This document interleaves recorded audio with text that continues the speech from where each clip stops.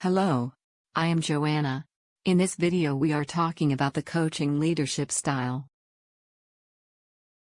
A product unit at a global computer company had seen sales plummet from twice as much as its competitors to only half as much.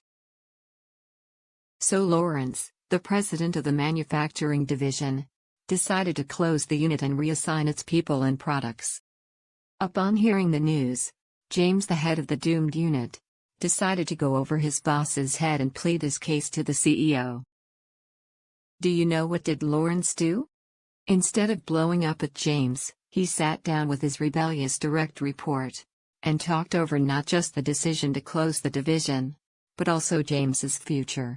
He explained to James how moving to another division would help him develop new skills. It would make him a better leader and teach him more about the company's business. Lawrence acted more like a counselor than a traditional boss. He listened to James's concerns and hopes, and he shared his own. He said he believed James had grown stale in his current job. It was, after all, the only place he'd worked in the company. He predicted that James would blossom in a new role. The conversation then took a practical turn.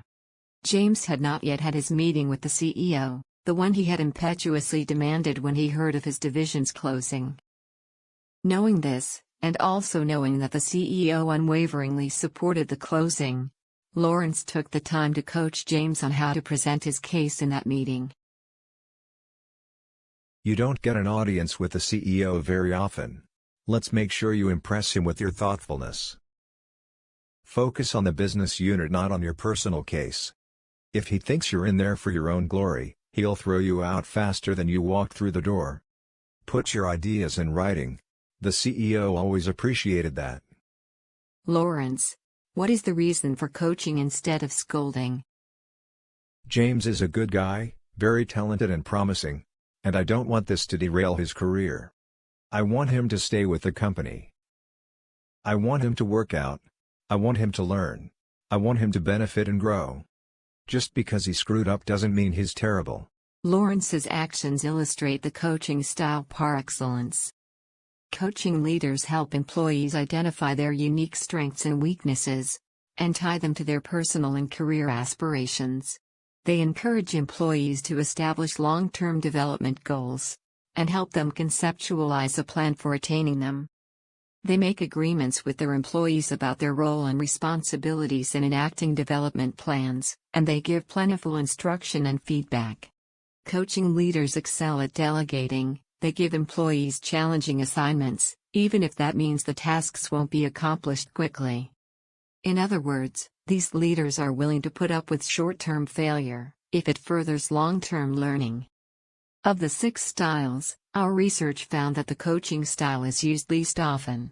Many leaders told us they don't have the time in this high-pressure economy for the slow and tedious work of teaching people and helping them grow.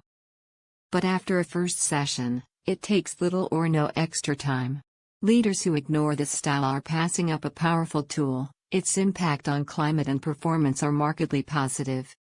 Admittedly, there is a paradox in coaching's positive effect on business performance, because coaching focuses primarily on personal development, not on immediate work-related tasks. Even so, coaching improves results. The reason? It requires constant dialogue, and that dialogue has a way of pushing up every driver of climate. Take flexibility. When an employee knows his boss watches him and cares about what he does, he feels free to experiment.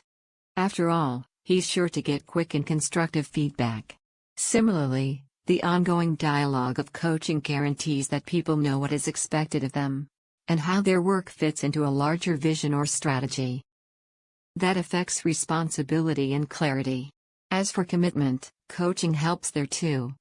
Because the style's implicit messages. I believe in you. I'm investing in you. And I expect your best efforts. Employees very often rise to that challenge with their heart, mind, and soul.